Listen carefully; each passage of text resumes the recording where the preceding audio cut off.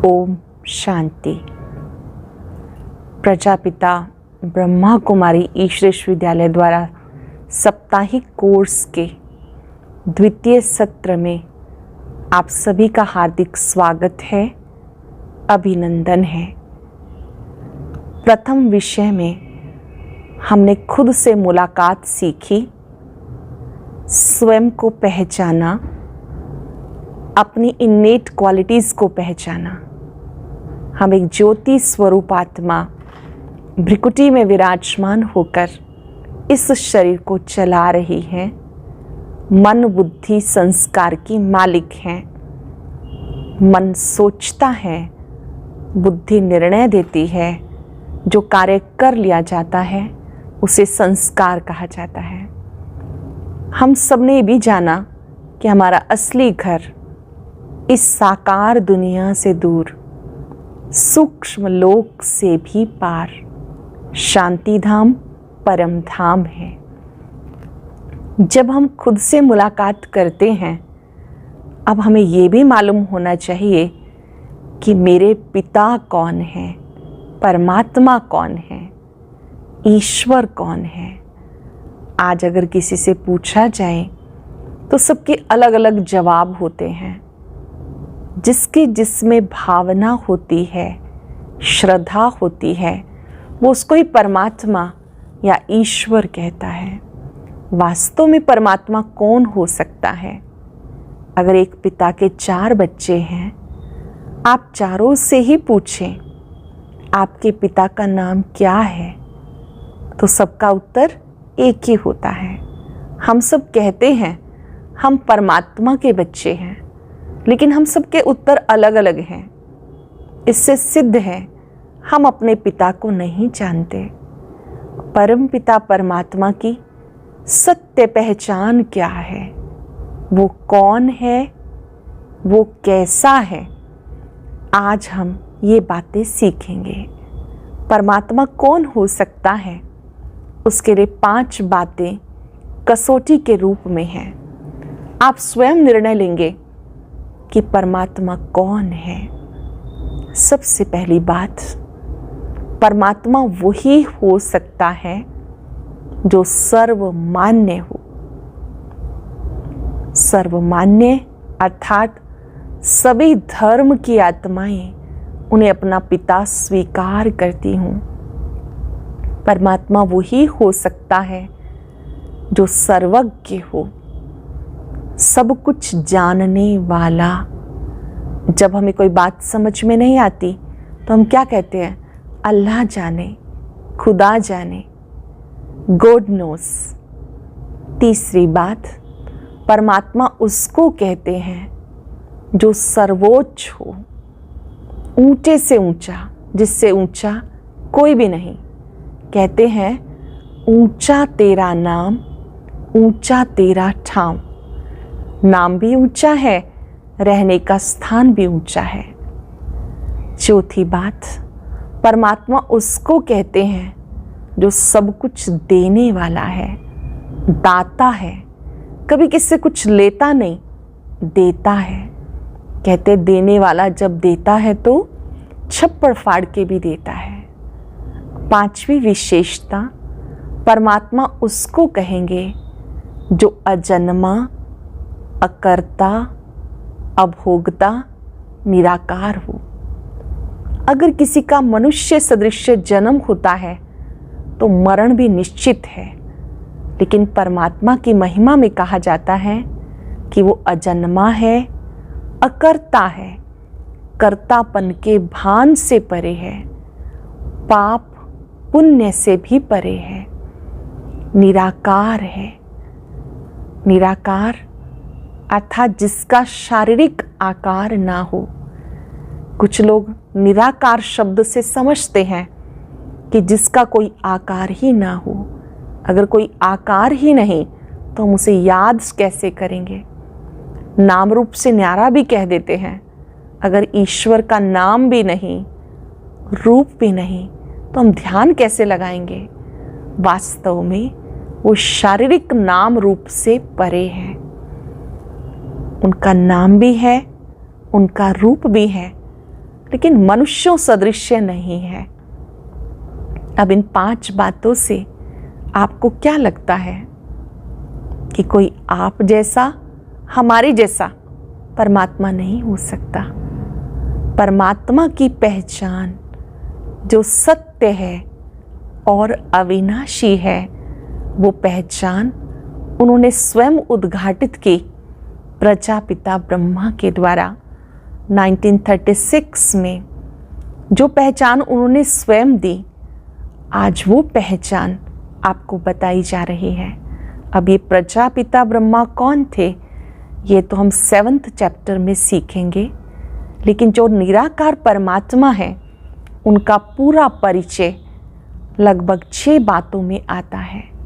सबसे पहली बात कि उनका नाम क्या है। उनका नाम गुणवाचक नाम है सदा शिव। शिव का अर्थ है कल्याणकारी। जब आप मंदिर में जाते हैं, एक विचित्र सी प्रतिमा पाई जाती है जिसके ना हाथ हैं ना पैर हैं। सब लोग जाकर उस पर जल चढ़ाते हैं, फल चढ़ाते हैं, अक धतूरा चढ़ाते हैं। अब वो ऐसी प्रतिमा है जिसका आकार न किसी नर से मिलता है ना किसी नारी से, बल्कि उसे ज्योतिलिंगम कहते हैं। ना वो स्त्रीलिंग है ना वो पुल्लिंग है, लेकिन शिवलिंग है, ज्योति का यादगार चिन्ह है। उस शिवलिंग पर जब हम शिवरात्रि होती है तो बेलपत्र भी चढ़ाते हैं, अक धतूरा भी चढ़ाते हैं। वो जो यादगार चिन्ह है वो परमात्मा का यादगार चिन्ह है और उनका गुणवाचक नाम है सदा शिव। शिव का अर्थ होता है कल्याणकारी, मंगलकारी। जब हम शिव शब्द कहते हैं तो शिव के साथ एक और प्रतिमा के साथ दिखाया जाता चित्र है, वो है शंकर जी। आपने देखा होगा जिनके हाथ में त्रिशूल है, जटाएं दिखाई हैं, निर्वस्त्र दिखाया है। वो शंकर जी जिन्हें तपस्वी मूरत दिखाते हैं और इधर से शिवलिंग, दोनों को साथ साथ दिखाते हैं। ये दोनों अलग अलग अस्तित्व हैं। जो निराकार शिव हैं उनका यादगार चिन्ह शिवलिंग के रूप में है और शंकर जी आकारी देवता हैं। आज तक हम इनको एक ही समझते थे, लेकिन शिव अलग हैं, शंकर अलग हैं। किसी भी व्यक्ति के नाम 2 हो सकते हैं, 3 भी हो सकते हैं, लेकिन शक्लें 2 नहीं हो सकती हैं। ये 2 अलग अलग शक्लें दिखाई हैं। ये दोनों का अस्तित्व क्या है? जिनके गले में सांप है, हाथ में त्रिशूल है, जटाएं दिखाई हैं, ये शंकर जी हैं। वो आकारी मूरत देवता हैं, जबकि शिव परमात्मा हैं। शिव ज्योति स्वरूप हैं, शंकर जी आकारी स्वरूप हैं। शिव परम धाम के रहने वाले हैं, शंकर जी सूक्ष्म लोक के रहने वाले हैं। कर्तव्य में भी अंतर है। शिव का अर्थ होता है कल्याणकारी, शंकर जी का अर्थ है विनाशकारी। जो त्रिशूल है ये भी प्रतीकात्मक अर्थ में है, सिंबॉलिक है कि वो विनाश करने वाले हैं।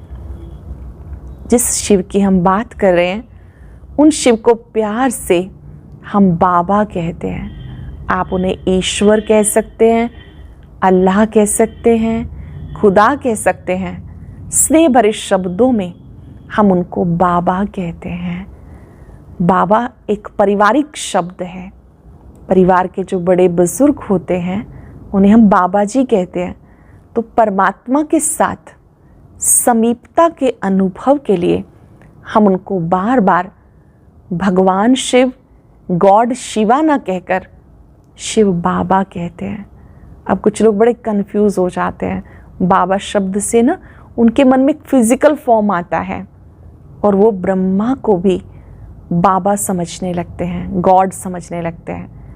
प्रजापिता ब्रह्मा वो गॉड नहीं है, उनके द्वारा ज्ञान देने वाले जो ज्योति स्वरूप परमात्मा है, वो गॉड शिवा सारे विश्व की आत्माओं के पिता हैं, कल्याणकारी हैं, सत्यम शिवम सुंदरम है। वो रूप में बिंदु हैं, लेकिन गुणों में सिंधु हैं, सागर हैं। जैसे वो ज्ञान के सागर हैं, शांति के सागर हैं, पवित्रता के सागर हैं, आनंद के सागर। आप देखिए, वो निराकार परम पिता परमात्मा ध्यान में लगाने के लिए बिंदु है, लेकिन गुणों में वो सिंधु है, सागर है। जैसे ही आप उन्हें याद करते हैं, मेरा बाबा, तो वो ज्ञान सागर बाबा, शांति सागर बाबा, शक्ति सागर बाबा हम सबको भी ज्ञान देते हैं, प्यार देते हैं, शक्तियाँ देते हैं। वो तब मिलती हैं जब हम उनसे संबंध जोड़ते हैं। उनसे जो हमारा संबंध है वो जन्म जन्मांतर का संबंध है, शाश्वत है, अविनाशी है। वो निराकार परमात्मा हमारे पिता, शिक्षक, सतगुरु हैं। सभी संबंध उनके साथ हैं। वो परम पिता परमात्मा जब सत्य ज्ञान देते हैं तो हम एक बड़ी अच्छी बात सिखाते हैं कि आप अपने को आत्मा समझ मुझे याद करो। हम इस परम पिता को बहुत प्यार से याद करना है। याद से क्या होगा?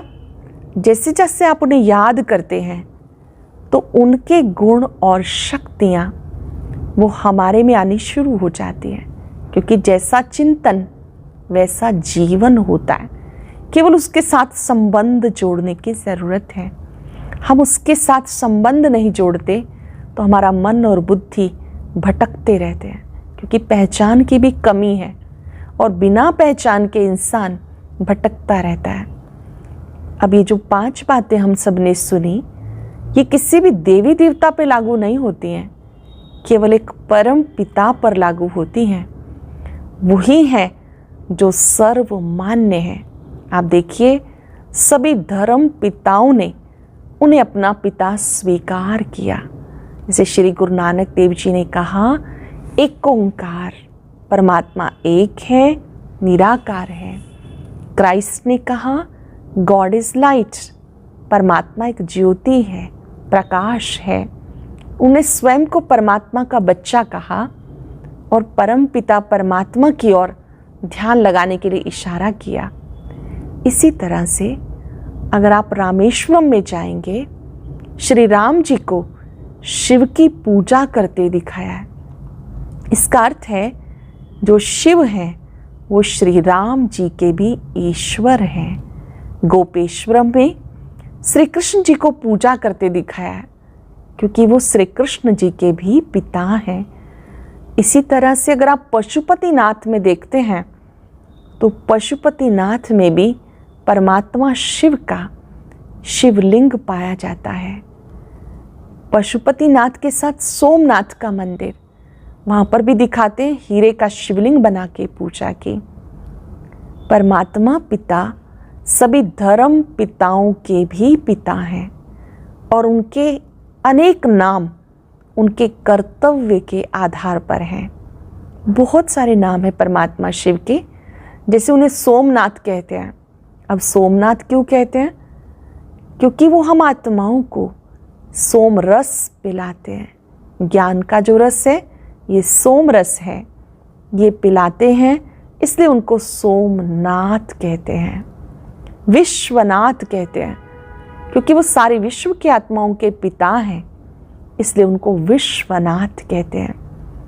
पशुपतिनाथ भी कहते हैं। पशुपतिनाथ किस लिए? कि जब हम आत्माओं की पाश्विक वृत्तियां हो जाती हैं, एनिमल टेंडेंसीज हो जाती हैं, हम अपने देवत्व को भूलकर, दिव्य गुणों को भूलकर पाश्विक वृत्तियों के अधीन हो जाते हैं, लड़ना झगड़ना, तो आकर के वो उनका परिवर्तन करते हैं, इसलिए उनको पशुपतिनाथ कहते हैं। बबुलनाथ भी कहते हैं क्योंकि वो हम कांटों को फूल बनाने वाले हैं। हम सबको वो सिखाते हैं कभी किसी को दुख नहीं देना। इसी तरह से परमात्मा पिता को बहुत सारे नामों से हम पुकारते आए, लेकिन उनके जितने भी नाम हैं वो गुणवाचक, कर्तव्यवाचक हैं। उनको स्वंभू भी कहते हैं, जिसको धीरे धीरे लोग शंभू कहने लग गए। अब ये जो स्वंभू शब्द है ये बहुत मीनिंगफुल है कि वो स्वयं भू पर आते हैं, सृष्टि पर आते हैं, ज्ञान देते हैं, तभी तो उन्हें पुकारा जाता है। सब उन्हें क्या कहते हैं? ज्ञान सूर्य प्रगटा, अज्ञान अंधेर विनाश। जब ज्ञान सूर्य प्रकट हो जाता है तो अज्ञान का अंधियारा नष्ट हो जाता है। तो परमात्मा के भिन्न भिन्न नाम उनके कर्तव्य पर आधारित हैं और वो ही सर्वमान्य है। सर्वमान्य के साथ वो सर्वोच्च भी हैं, उनसे ऊंचा कोई भी नहीं, क्योंकि सभी महान आत्माओं ने भी उसे पुकारा, दिव्य आत्माओं ने भी उसे पुकारा। वो सबका भी पिता, शिक्षक, सतगुरु है। और जहाँ तक बात आती है कि वो जन्म पुनर्जन्म से परे है, ये हम सभी जानते हैं कि ये विश्व नाटक है, रंगमंच है। परम पिता परमात्मा ही है जो इस जन्म पुनर्जन्म के खेल से परे है। इसीलिए आकर के वो हमें सत्य ज्ञान देते हैं, हमें संबंध बोध कराते हैं कि हम सब परमात्मा के बच्चे हैं। अब तक हम उनको ईश्वर कह के बुलाते थे, अल्लाह कह के पुकारते थे। अब हमें समझ में आया कि वो हम आत्माओं के अविनाशी पिता हैं, जो कभी भी नष्ट नहीं होते हैं। शारीरिक पिता, लौकिक पिता विनाशी हैं, वो कभी भी जा सकते हैं, लेकिन जो आत्मा का पिता है वो सबका एक है। ये समझने योग्य बात है कि हम सबके शरीर के पिता सबके अलग अलग हैं, लेकिन जो परमात्मा पिता है वो सभी रूहों का पिता है। ईश्वर, अल्लाह या खुदा उस सुप्रीम सोल को ही कहते हैं। देखिए, देवी देवताएं बहुत सारे हैं, उन्हें भी लोग भगवान कह देते हैं, भगवान श्री कृष्ण कह देते हैं, भगवान श्री राम कह देते हैं, लेकिन ईश्वर एक है। ईश्वर श्री कृष्ण ऐसा नहीं कहते हैं। भगवान का मतलब भाग्यवान। जब परमात्मा ज्ञान देते हैं, वो सारी आत्माएं अपने भाग्य को श्रेष्ठ बनाती हैं, तो उनके नाम के आगे भगवान लग जाता। लेकिन जो निराकार परमात्मा है वो एक ही है, वो शारीरिक आकार से परे है। निराकार शब्द तुलनात्मक शब्द है, जैसे छोटा, बड़ा, मोटा, पतला सब तुलना वाले शब्द हैं। निराकार शब्द साकार की तुलना में आया है। जब हम परम पिता परमात्मा को पिता के रूप से याद करते हैं तो वो हमें प्यार देते हैं। शिक्षक के रूप से याद करते हैं तो हमें ज्ञान के नए नए रहस्य सुनाते हैं। सतगुरु के रूप से वो हमें मुक्ति, जीवन मुक्ति देते हैं। आज तक हम भगत बन के याद कर रहे थे, अब हम बच्चे बन जाएंगे। भगत मांगता रहता है, बच्चा अधिकारी होता है। आप क्या बनना पसंद करेंगे, भगत या बच्चा? आपके द्वार पर भिखारी आ जाए, अगर आपके पास 20 रुपए हैं तो आप 20 रुपए ही दे देंगे और वो लेके चला जाएगा। और आपके बच्चे को एडमिशन के लिए 20,000 भी चाहिए तो आपकी पॉकेट से भी ले लेगा। अब आप क्या बनना पसंद करेंगे? आप भगवान के बच्चे बनना चाहते हैं या भगत बनना चाहते हैं? अब तक भगत बनकर याद किया, अब बच्चा बन जाना है। एक छोटी सी बात मुझे याद आती है कि एक बार एक व्यक्ति प्रतिदिन दान लेने के लिए राजा के पास जाता था। हर दिन जाते जाते एक दिन वो जल्दी पहुंच गया। द्वारपाल से पूछा, राजा कहाँ है? तो उन्होंने कहा, आज वो अभी पूजा कर रहे हैं। उस भिखारी ने कहा कि जब राजा पूजा कर रहे हैं, क्या मैं भी वहाँ बैठ सकता हूँ? तो द्वारपाल ने कहा, हाँ बैठ सकते हैं। तो वो पीछे पीछे बैठा था, राजा की प्रार्थना सुन रहा था। राजा कह रहा था, प्रभु मुझे इतना धन देना मेरे द्वारे से कोई खाली ना जाए। अब जैसे ही ये बात सुनी तो भिखारी वहाँ से उठ के चल दिया। रोका उसको, दान लेके जाओ। कहते नहीं, आज मैं दान नहीं लूँगा।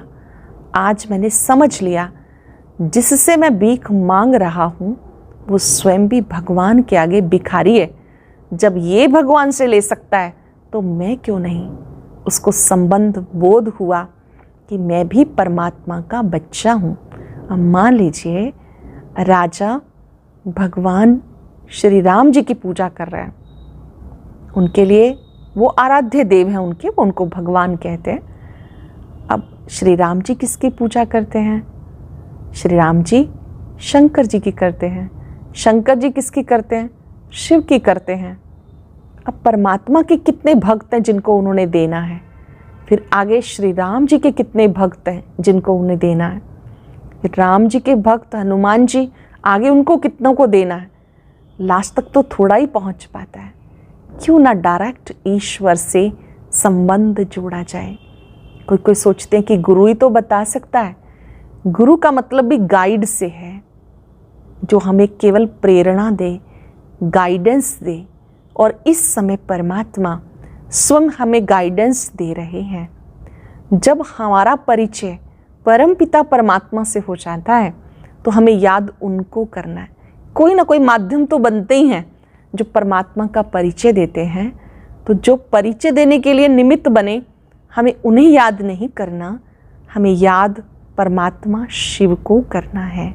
शिव का अर्थ है कल्याणकारी। और एक समझने योग्य बात कि इस समय वो हमारा पिता बनकर हमारी पालना कर रहे हैं, हमें सत्य ज्ञान दे रहे हैं। हमारा फर्ज है उन्हें याद करना। आप उन्हें याद करके देखिए, आँख खुलते ही सबसे पहले गुड मॉर्निंग गॉड से कीजिए। कुछ लोग उठते हैं मोबाइल से गुड मॉर्निंग करते हैं, बाद में घड़ी देखते हैं, फिर गॉड से गुड मॉर्निंग करते हैं। आप एक एक्सपेरिमेंट करके देखिए। अब जब हम कोर्स अटेंड कर रहे हैं तो आँख खुलते ही सबसे पहले हम बड़े प्यार से कहेंगे, प्यारे बाबा, मीठे बाबा, गुड मॉर्निंग। और जो परम पिता परमात्मा का स्वरूप है, गुणों का सागर बाबा, वो मन में चित्रित होना चाहिए। उठते ही जब आप गुड मॉर्निंग करते हैं तो परमात्मा भी, मीठे बच्चे गुड मॉर्निंग, मैं आपके साथ हूँ। जब आप उसे सुबह उठते ही याद करते हैं तो आप देखना आपका पूरा दिन कितना खुशियों से भरपूर हो जाता है। उठते ही गुड मॉर्निंग के साथ साथ आप 3 विचार करेंगे। मेरा आज का दिन बहुत अच्छा दिन है, मेरा आज का दिन खुशियों भरा दिन है, मंगलमय दिन है, सफलताओं भरा दिन है। शुक्रिया बाबा, आपका शुक्रिया। परम पिता परमात्मा, आपका शुक्रिया। धीरे धीरे आपको भी बाबा शब्द से अच्छी अनुभूति होनी शुरू हो जाएगी। आँख खुलते ही गुड मॉर्निंग करेंगे, रात को सोते समय गुड नाइट करेंगे। हर कर्म से पहले आप इस स्मृति को रिवाइज करेंगे, मैं शिव बाबा का बच्चा हूँ। आज इसको लिखेंगे भी सही, हम लेखन कार्य करेंगे। मैं शुद्धात्मा हूँ, मैं शिव बाबा का बच्चा हूँ। जब मैं बच्चा हूँ तो मैं चिंता से भी बचा हुआ हूँ, उलझन से भी बचा हुआ हूँ, मैं मन की अशांति से भी बचा हुआ हूँ। चलते फिरते आप इस स्मृति को रिवाइज करेंगे, मेरे बाबा मेरे साथ हैं। जो काम भी मुश्किल लगे, आपने बहुत प्यार से कहना है, मेरे बाबा, मेरे साथी, मेरे मददगार, आ जाओ। आप जैसे ही कहते हैं आ जाओ, तो वो गुणों का सागर बाबा अपनी शक्तियाँ बिखेरते हुए 1 सेकंड में आ जाते हैं। अब आप कैसे यूज़ करेंगे बाबा को? खाना खाने से पहले बाबा को बुलाएंगे, आओ बाबा मेरे साथ भोजन करो। चलते फिरते फील करेंगे कि मैं परमात्मा की छत्र छाया के नीचे हूँ।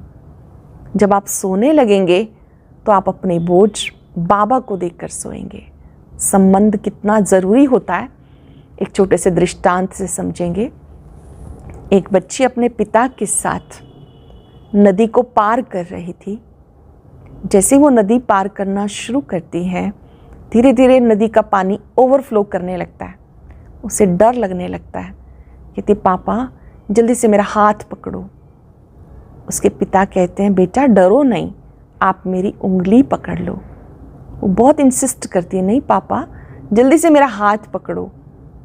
उसके पिता कहते, एक ही तो बात है बेटा कि मैंने तुम्हारा हाथ पकड़ा या तुमने मेरी उंगली पकड़ी। कहते, नहीं, एक बात नहीं है, मैं तो डर के कारण कभी उंगली छोड़ भी सकती हूँ, पर मुझे पूरा विश्वास है आप मेरा हाथ नहीं छोड़ोगे। आज से हम पक्के निश्चय बुद्धि बनकर एक परम पिता को याद करेंगे। स्मरण रहे, हम सम्मान सभी का करते हैं, सभी देवी देवताओं का करते हैं, जिसे सभी भगवान कहते हैं उनका भी दिल से करते हैं। लेकिन शक्ति लेने के लिए शक्ति स्रोत एक परम पिता परमात्मा को ही याद करना है। आज के दिन में हम विशेष कार्य करेंगे। उठते ही गुड मॉर्निंग करना, रात को गुड नाइट करके सोना। कम से कम 11 बार अभ्यास करेंगे। मैं शुद्ध आत्मा हूँ, मैं शिव बाबा का बच्चा हूँ, मेरे बाबा मेरे साथ हैं। आप इस लाइन को 11 बार लिखेंगे ताकि आपको ये पक्का हो जाए और आपको उनकी उपस्थिति अनुभव होने लगे। अभी एकाग्र होकर बैठ जाएं। जैसा जैसा सुनेंगे वैसा वैसा महसूस करेंगे। अपने मस्तक में अपने सत्य स्वरूप को निहारें। मैं एक शुद्ध आत्मा हूं।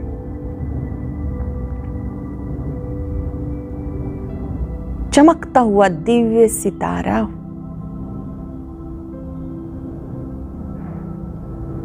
मैं प्रकाश हूं, लाइट हूं। धीरे धीरे अपने मन को शिव बाबा पर एकाग्र करें।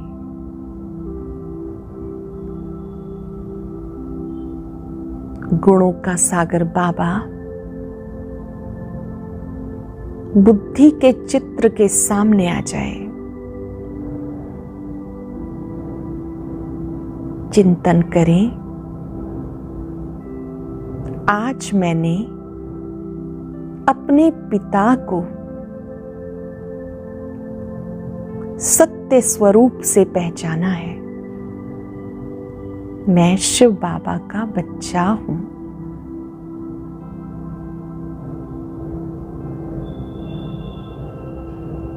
जैसे आप सूर्य के सामने खड़े होते हैं,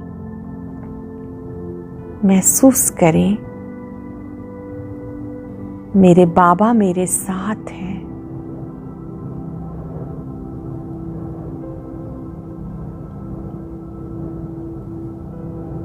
परमात्मा की किरणों को अपने चारों ओर फैलता अनुभव करें। अपनी चिंताएं बाबा को सौंप दें, समर्पित कर दें। शुक्रिया प्रभु, आपका शुक्रिया। ओम शांति। ओम शांति।